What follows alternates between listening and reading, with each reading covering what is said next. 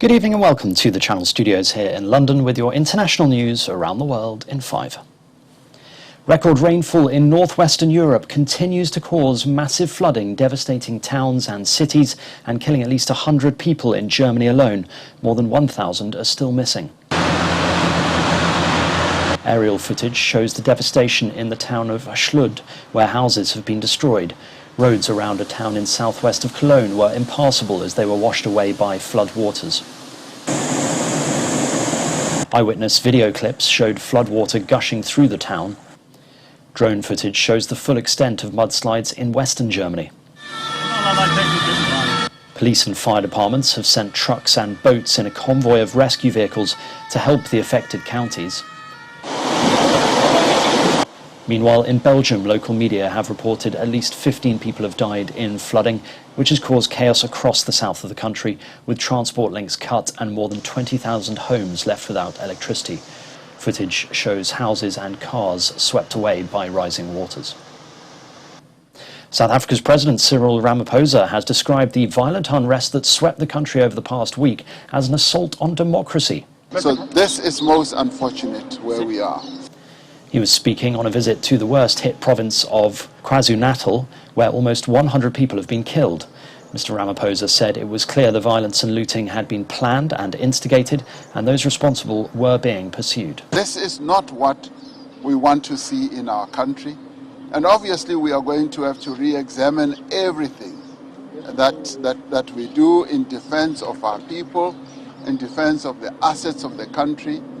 But right now, I'd like to say that we are rolling out our security forces. 25,000 soldiers are now being rolled out, and in a short space of time, they will have flooded the entire province and other provinces such as Gauteng as well. Australian officials have urged people to obey lockdown measures that cover around 40% of the country's population as an outbreak of the highly contagious COVID-19 Delta variant again picks up pace. The Australian state of Victoria, home to its second largest city, Melbourne, has begun a snap lockdown after 2 more local cases of the virus. Hours after the lockdown was announced, protesters took to the streets of Melbourne. Rally organisers said they wanted to preserve individual and economic freedoms. China has said the US should stop interfering in Hong Kong in response to a report that the US is preparing to impose sanctions on Chinese officials. The Foreign Ministry spokesman Zhao Lijian made the comments at a news conference in Beijing. It's after the United States said it will sanction a number of Chinese officials over Beijing's crackdown on democracy in Hong Kong and will give a warning to international businesses operating there about deteriorating conditions. The fire in Oregon could turn into a vast inferno if allowed to merge with another blaze. That's according to the fire chief. Firefighters are battling to control a wild inferno which is spreading up to 4 miles a day and has left 2,000 people homeless in Oregon. The blaze has now destroyed an area larger than New York City after spreading almost 5,000 acres in just 24 hours. A tornado has injured several people and homes and left behind a trail of destruction in Ontario in Canada. Drone video showed several houses that were partially damaged in a suburb, with some homes completely destroyed. The tornado left smashed up cars and piles of wood where homes once stood. Footage shows people carrying their belongings and leaving their homes. The iconic Eiffel Tower is welcoming visitors again from today after its longest ever closure since the Second World War. Guests were greeted to music at the top of the famous structure to mark the reopening.